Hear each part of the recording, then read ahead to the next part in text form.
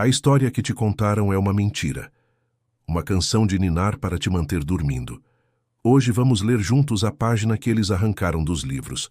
Há objetos que nunca deveriam ser encontrados. Verdades que deveriam permanecer enterradas sob milênios de areia e silêncio. Este é o relatório sobre um deles. Imagine o som, não de uma pá batendo em pedra ou cerâmica, mas em vidro vulcânico polido, no coração de uma ruína suméria que deveria estar vazia. Um som que não pertence àquele lugar, àquele tempo. Hoje, você vai sentir o arrepio de abrir o que estava lacrado lá dentro. Um mapa que não leva a cidades de ouro, mas a corredores escuros dentro da sua própria mente. Eles o chamaram de o Atlas de Enki.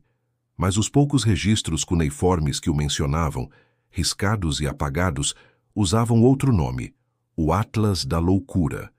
Um conjunto de 7 placas de obsidiana, mais antigas que a própria escrita. Não é um mapa estelar. Não é uma carta de rotas comerciais.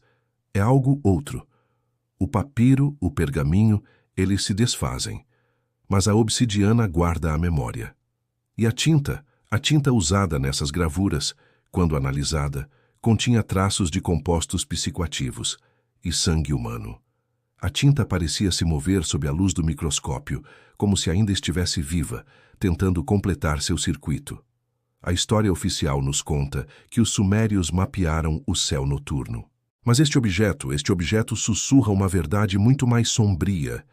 E nós vamos ouvir juntos.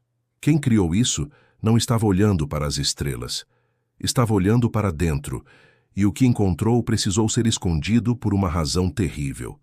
Eles não eram cartógrafos, eram sentinelas, e morreram no posto tentando nos avisar. O local, um anexo não catalogado nas ruínas de Eridu, a cidade mais antiga da Suméria. Uma câmara subterrânea selada, sem portas. A equipe do Dr. Alistair Finch só a encontrou por uma anomalia magnética. O ar lá dentro estava parado há 6.000 anos, frio, com um cheiro metálico e ozônio como depois de uma tempestade de raios. No centro, sobre um pedestal de basalto, estava a caixa de cedro que continha as placas. E em volta dela, ossos, dezenas de esqueletos, todos com as mãos cobrindo os crânios, como se estivessem tentando impedir que algo saísse de suas cabeças. A análise inicial mostrou que todos morreram ao mesmo tempo, de aneurismas cerebrais massivos. Foi então que notaram que a caixa não estava trancada. Estava sendo pressionada para baixo pelos ossos, como se os mortos fossem a última fechadura. E o mais estranho é que o padrão de poeira indicava que eles não estavam tentando manter algo fora. Estavam tentando manter aquilo dentro. As gravuras resistiram a tudo.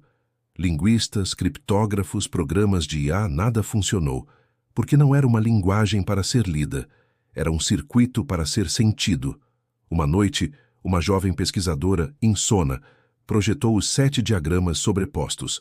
O resultado a fez gritar e quebrar o projetor.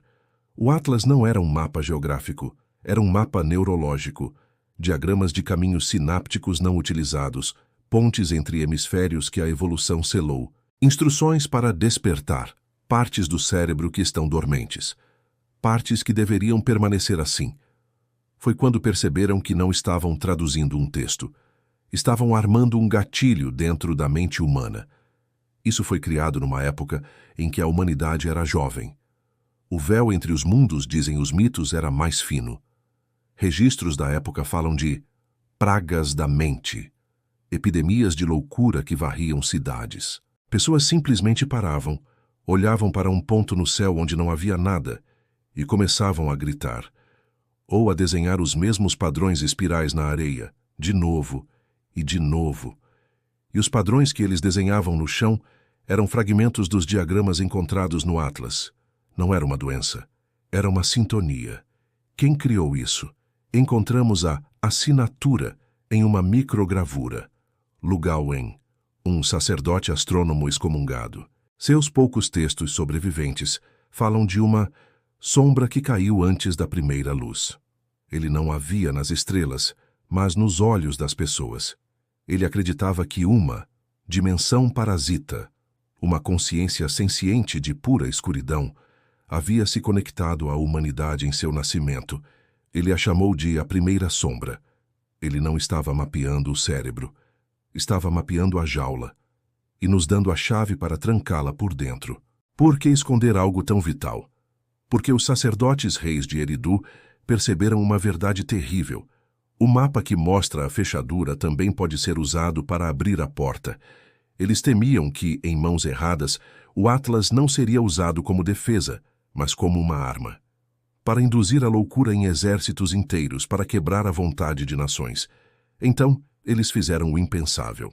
Sacrificaram Lugawen e seus seguidores, selando-os na câmara com o conhecimento que descobriram, criando um mito sobre um lugar amaldiçoado. A história registrou Lugawen como um louco, mas a verdade é que ele foi o primeiro psiquiatra da humanidade, e seu tratamento era tão perigoso quanto a doença. E aqui está o segredo central, o ponto culminante do Atlas. Quando todos os caminhos neurológicos são ativados na sequência correta, através de meditação, sons de baixa frequência e foco visual nos diagramas, eles ativam uma glândula vestigial no cérebro, desconhecida pela ciência. Um órgão sensorial adormecido. O Atlas a chama de o olho da sombra. Ele não percebe a luz, ele percebe a ausência dela.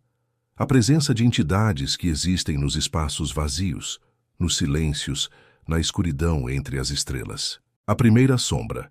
A loucura não era uma falha do cérebro, era o cérebro funcionando perfeitamente, percebendo uma realidade que não deveria ser vista. O que aconteceria se esse conhecimento vazasse hoje? Imagine um vírus memético, um padrão de imagens e sons, disfarçado de meme ou de uma música viral, projetado para ativar sutilmente esses caminhos neurais em milhões de pessoas ao mesmo tempo. Uma arma de loucura em massa, uma epidemia de percepção que quebraria a realidade. Não seria uma guerra travada com bombas, mas com sussurros no fundo da mente. A pergunta não é se alguém tentaria usar isso. A pergunta é, já não estão usando? Alguns pesquisadores da equipe de Finch se recusaram a parar. Eles acreditam que a primeira sombra nunca foi embora, que ela apenas mudou sua forma de se conectar, que talvez a cacofonia da nossa era digital, as frequências constantes, os fluxos infinitos de informação sem sentido, não sejam apenas ruído. Talvez seja uma transmissão. Uma tentativa lenta e constante de reabrir os caminhos que Lugawen tentou fechar. Estamos nos sintonizando com a sombra, um scroll de cada vez. Eles perceberam que a assinatura no final do diário de Lugawen não pertencia a um homem. Pertencia a uma entidade que a história nunca registrou. O Dr. Finch dissolveu sua equipe. O Atlas da Loucura foi oficialmente classificado como um achado inconclusivo e arquivado em um cofre, em algum lugar no subsolo de um museu cujo nome não posso revelar. O mundo continua girando, ignorante do mapa que segura a chave para sua própria sanidade. Mas agora você sabe, o segredo está com você. A verdade não foi enterrada para ser protegida. Foi enterrada para nos proteger dela. Agora que você sabe, o que fará com esse fardo? Eles não queimaram os livros e os hereges por mentirem. Queimaram por eles contarem uma verdade que o mundo não estava pronto para ouvir. A pergunta é, nós estamos?